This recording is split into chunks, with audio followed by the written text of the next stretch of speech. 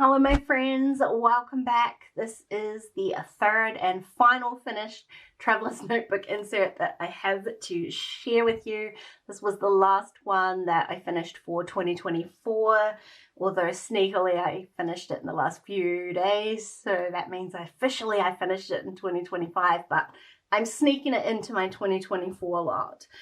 Again, this is just a homemade traveler's notebook that I make. There are a few tutorials for that here on my channel. I will link them down below. This notebook has a few clear pockets in it, and the tutorial for that is on my Patreon page. Let's dive in here. I am starting with a photo of Willow, and this was a page that I had made for Rosie Studios. I'm pretty sure this was a process video on my Patreon page. All of these chipboard frames came on one sheet in the Rosie Studio collection. Can't remember the name of it off the top of my head, sorry. I will link it down below if I remember. And I just really loved how they looked, so I wanted to kind of create this like gallery wall effect on this spread. It was really kind of simple to do, and I really love how it turned out. This little Hello Cutie sticker was perfect. This is the last spread that I did in this notebook, even though it's the second one in here. I don't work from front to back. Clearly, I don't work chronologically. I just sort of switch around and pick a page to work on depending on how I feel or how the notebook's feeling. And this one I wanted to kind of step out of my comfort zone a little bit. So, you know, there's no like, there's no pink or there's no teal. Like, I really wanted to dive into these more, and I used the term super loosely, masculine colors. These photos of Jack, he just looked so grown up in his little blue shirt, and I kind of really wanted to like stick to that feeling. Of course, I can't get a serious photo unless I get a crazy photo first, so I'm just as happy to have both, if I'm honest. So I always say, oh, who's this guy, when he does his crazy face. So that was my title, using a bunch of Pink Fresh Studio stuff that honestly has been in my stash for years. It is just, I mean, quite clearly, not the type of collection that I immediately want to create with, but it actually worked out really, really well for this particular spread. But back to pink. So back to pink. I think the last notebook I showed you, I had all the crazy photos of Willow, and now another one. Just happened to be sitting there scrolling Instagram, no doubt, when she just started attacking my feet. And when I say attacking, like, it's not in a like violent way. She's playing with my feet. But I managed to get a bunch of photos of her being in the lunatic. And I used the same waffle flower craft cat dye. This time I tried to make it a little bit more like her actual coloring, and then just added a really simple title on that side. So a super fun and super simple page. I think at this point in my notebooks, I was aiming to get, I think I had 5 spreads left to do in this notebook, so that, you know, it was barely finished by the end of November. And so I wanted to keep things simple. And so like one of my first ways to do that is to have full page photos, and to keep the design of it really, really simple. The next 3 pages, 3 spreads, are all related. I did them all over on my Patreon at the end of October when I got back from my holiday in Sydney. This was a pocket page, so I inserted a little piece of vellum that I had stamped my title onto as kind of a, I don't know, like a title page for this like few pages of spreads. By the time I got back from Sydney, it was at the end of October, so I was working on Halloween projects, and then I was diving into my Craftmas prep. I just haven't had time to really fully document my trip, but I didn't want to leave it with nothing. So I put a few pages together, a few really, really simple pages.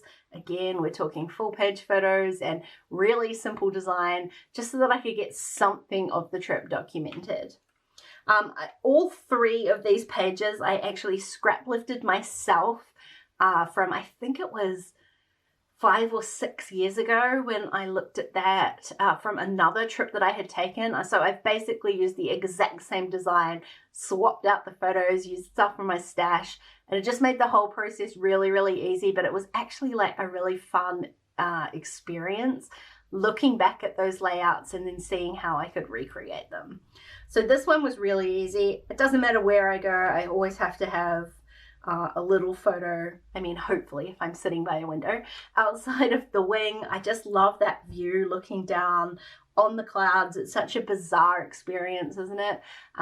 Being that high up. So I always want to put one in.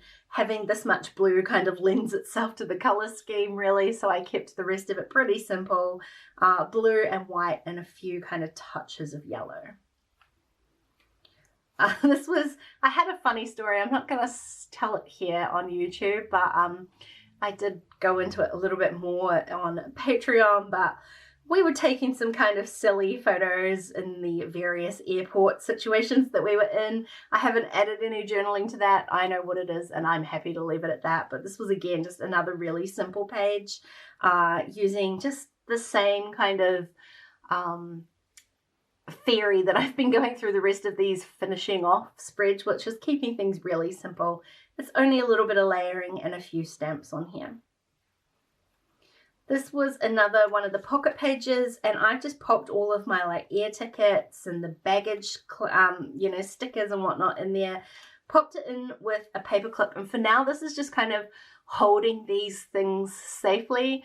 If they like make it out of here and into another album, I'll be fine with that. But for now, they're happy being held together in my notebook. This was the first day we arrived. The first thing we did, coffee, of course. And then basically just a wrap up of our entire trip all in one spread, a bunch of photo in a grid. It just, like, I really love having that kind of overview of everything. So when I said I did 3 pages of our trip, it was pretty simple. I mean, like 2 of them are about the actual trip itself in the plane at the airport, and then the rest is all wrapped up in one sheet. I'm happy kind of having this overview for now. Maybe this year I will do a more, I don't know, more in-depth album or something. Maybe I won't, and I'm totally okay with that because I have this little bit in here. This was one of the pages I finished in the last couple of days. Just these little kids, these little girls, they do not hang out together. They are not besties. They're more like sisters. They tolerate each other, but that's about it. So when I catch them being cute and sleeping together, I mean, you know I have to grab my camera.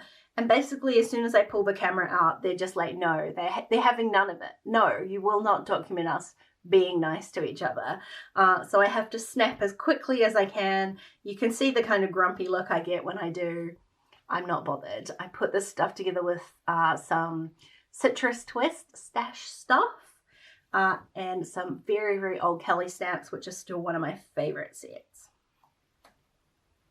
I think, oh no, I've got two pages to go. This is one of my my very quick pages to put together. I was going to say I was gonna like stash bust for this page, but honestly, like, I didn't use hardly any stash at all. I pulled out my scrap bin.